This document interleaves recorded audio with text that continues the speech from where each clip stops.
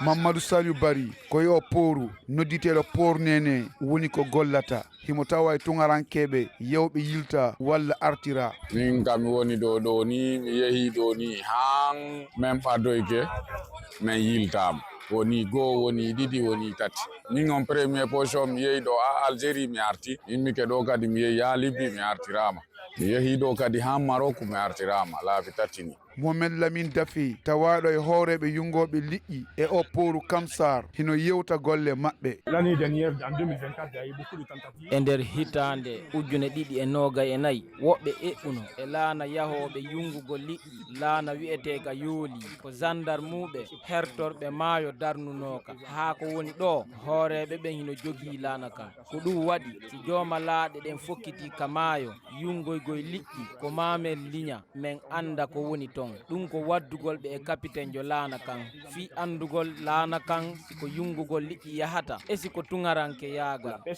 L'immigration. Annintine wondema e komin humpiti kon hooreɓe Kamsar hino ƴetti peeɗen fof ngam haɓugol o alhaali sabu e ndu lewru naya ɓuru e nde hitande feƴƴunde sandarmuɓe maayo nanguno laana e ko lewru jeɗɗaɓuru kadi ɓe nangi wokka e laaɗe 5 fokkitunoɗe haɗama yaade. Mamadou Jonga Siba, iwrɗo Kamsar, RFI